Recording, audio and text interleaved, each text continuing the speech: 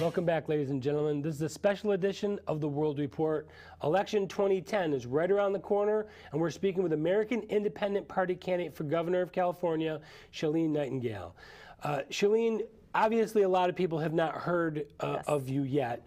What do you have to say about the two that are running for governor on the Republican-Democrat side, squeezing the rest of the candidates out from being involved in the debates? Every voter in the state of California should be outraged. And it's supposed to be free and equal elections. And I think that it says a lot about candidates when they want to exclude other candidates. Deborah Bowen, she's our Secretary of State. She qualified 6 candidates for governor. And the 2 main party candidates should have recognized Deborah Bowen's work. And they should also recognize that the people want to hear and have choice. That's what we are supposed to be as a country based on liberty and freedom and choice. So I don't believe they did the people any favors. But in contrast, I will say that I was called for a debate, and I said, well, I'm only going to be involved if all 6 candidates are included. Whether people decline or not is a whole other story, but I believe that all voices should be heard. And I think especially in this political times, I think it's only fair to the people that they hear all voices and then make decisions not based on party or pragmatism, but they base it on principle. Well, a friend of mine said to me, we need a third party. And I said, we have 6 parties. They're just not all being invited to the table. Yes. And that's the case, correct? Yes, it is correct. And what's really interesting, there is what's called e-filing. That means that a candidate has gone over a certain limit. Our campaign is there, which means that we're a very viable candidacy. I've been in the media. I've been campaigning all up and down the state. And they still want to exclude us. I believe it's out of fear. We have a party system monopoly, and they know that they no longer represent the people. They're representing Wall Street, the corporations, and candidates like myself are representing the people. And they don't want to lose that power that they have. So really, this is more based on fear out of them. But I do have faith in the people. I really do. I think Californians, I've been up and down the state, they are fed up.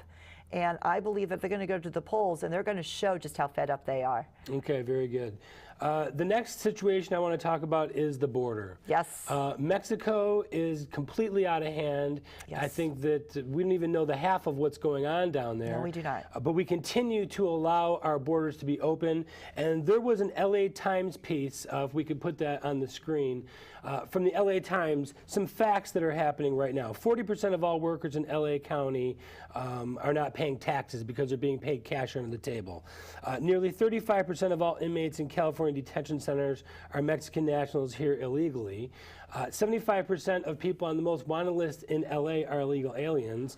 We could go on and on and on with the problems with illegal immigration. No one seems to want to tackle it. Chelene Nightingale, as governor of California, what would you do? First of all, this is not a new issue for me. This was actually the issue that brought me into politics 6 years ago. I became a managing director of a 501c3 that fought against amnesty. We fought for securing our borders. I've been to the border many times. I organized many marches and rallies throughout those few years. I helped, was one of the activists that helped free Ramos and Campion, the Border Patrol agents. So this is not a new issue. This is an issue that's very, very important to me.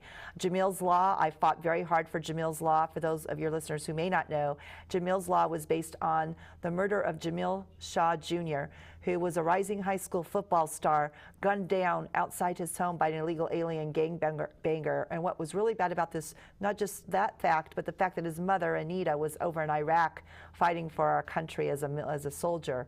So the border situation is something I care very much about.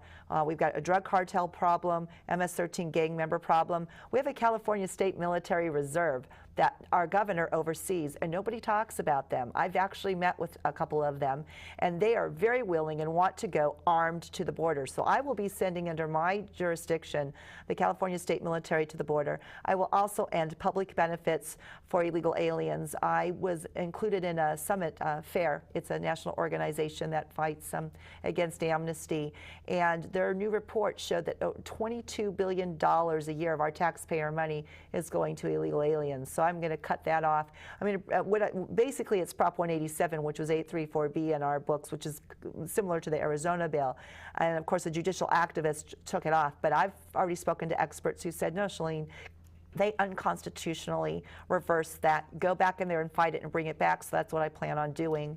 So you would stop all funding of all services for illegal aliens, Absolutely, is that correct? absolutely. Because I had a chance to ask the Republican candidate, Meg Whitman, last year here in Indian Wells, that same exact question. And she was very quick to tell me that, yes, she would continue to supply services and funds for illegal aliens. And I just found that to be an irreprehensible comment. Well, not only that, but when I've been out there campaigning, I've spoken to several people. In fact, one gentleman I remember very clearly, he works for the state. He has his own, helps the disabled. It was a disabled center. And they had just received a letter from Arnold Schwarzenegger taking away their funds. You know, I work with another group, homeless veterans. I can't stand putting those two words together.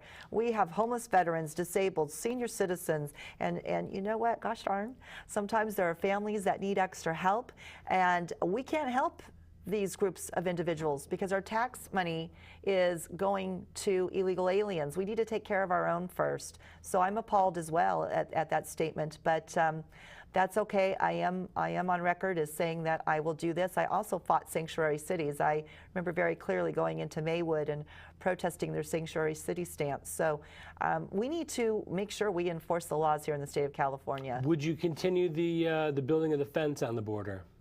Well, that is federal. That is a federal issue. Certainly, I will do what a governor needs to do, like Jan Brewer did, and call whoever the presiding president is. But that, you know, I support that. But again, that one is out of my hands. But bringing our own military to the border is not out of my hands. That's within my jurisdiction. How about English only as the language in California? It's one of our laws. We should not be printing anything in any other language. It's specifically in our state constitution that we're an English-only state and that we're supposed to be conducting all of our business in English. I will enforce that law. I was at the DMV recently and I saw that things were printed in Tagalog. I don't know how many people speak Tagalog or read Tagalog. I didn't even know what that was. But we're spending money on it. Yes, I'm very supportive. I love the Filipino community. I have a lot of friends in the Filipino community, but they will tell you the same thing. We're American first.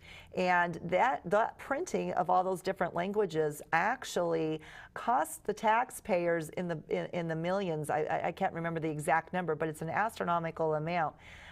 Here we're facing budget crises all the time. Well, let's be smart with our spending. Let's enforce the laws, and I guarantee we can reduce some of that spending. We need to take a short commercial break. We will return to close out this special edition of the World Report Election 2010. Chelene Nightingale is the American Independent Party candidate for governor of California. She'll finish telling us why we should support her for governor. If you want to find out more about Chelene Nightingale, you can visit her website, nightingaleforgovernor.com. Don't go anywhere. We'll be right back.